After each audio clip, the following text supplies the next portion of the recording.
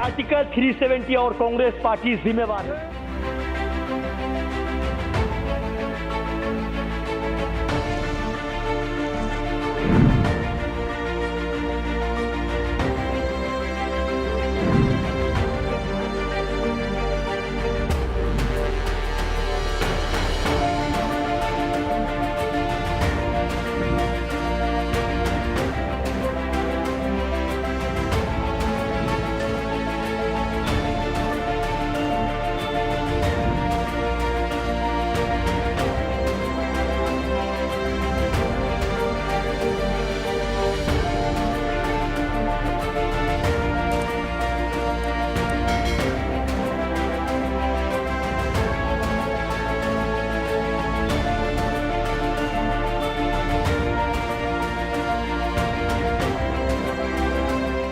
कि इस बार जो कारगिल में इलेक्शन हुआ वो यहाँ के स्थानीय चुनाव कह सकते हैं। लद्दाख ऑटोनोमस हिल डेवलपमेंट काउंसिल कारगिल डिस्ट्रिक्ट का जो है चुनाव इस बार 4 तारीख को संपन्न हुआ।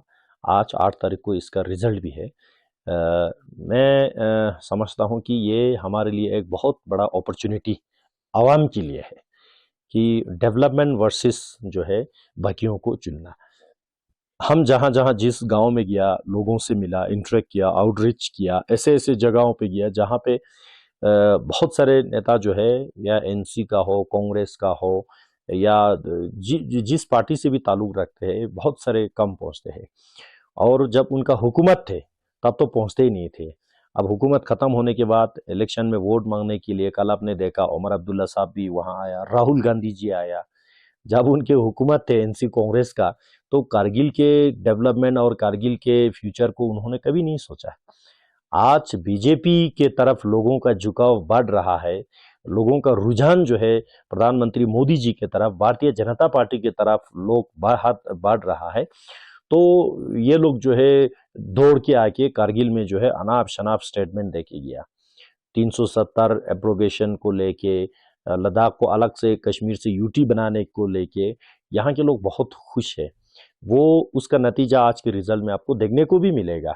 और एनसी कांग्रेस ने क्या ऑफर किया कि इस बार कारगिल काउंसिल इलेक्शन वो लोग जिताएंगे तो वो लोग 370 रिस्टोर करेंगे। लोगों को इतना बड़ा झूठ बोल के गया। देखो 370 को रिस्टोर करना जो है नेक्स्ट टू इम्पॉसिबल चीज हो चुका है। और दूसरा, लद्दाख को दोबारा कश्मीर के साथ जोड़ने का उन्होंने वादा किया। ये नेशनल कॉन्फ्रेंस का तो एजेंडा है, हम समझते हैं, लेकिन कांग्रेस ने नेशनल कॉन्फ्रेंस के साथ कोलिशन करके और एनसी के एजेंडा को सपोर्ट किया। ये यहाँ के कांग्रेस को एक बहुत बड़ा सवाल है। क्या कांग्रेस पार्टी हमारे परम पूज्य बाकुला रिम्पोछे जी के विजन के खिलाफ काम कर रहा है? क्या लद्दाख के आवाम के साथ लोगों के सेंटीमेंट के खिलाफ जाके काम कर रहा है? आपको क्या इतना मजबूरी था कि आप 370 वापस और यूटी लद्दाख को खत्म करके कश्मीर के साथ दोबारा जोड़ने वालों के साथ आपको कोलिशन करना पड़ा? ये बहुत बड़ा सवाल है। और ये सवाल अब कारगिल इलेक्शन खत्म होने के बाद जो है हम लेके चप्पा चप्पा जाके लोगों के मन में ये इस सवाल को हम गुंजाएंगे, कितने बड़े लोगों के साथ इन्होंने धोखा किया। केवल कारगिल के इलेक्शन जीतने हारने के लिए नहीं, ये लद्दाख के मुस्तकबिल के साथ, लद्दाख के फ्यूचर के साथ जो है ये लोग खिलवाड़ कर रहा है। बहुत सारे हमारे परम पूज्य रिम्पोछे जी, चाहे वो कुशोक बाकुला रिम्पोछे जी हो, जो यहाँ से जो तोगदन रिम्पोछे जी हो, या स्तगना रिम्पोछे जी हो, या ठिक्से रिम्पोछे जी हो, या बहुत सारे जो है हमारे मुसलमान से भी बहुत सारे ऐसे नेता थे, अकबर लद्दाखी जैसे शख्सियत थे, बहुत सारे।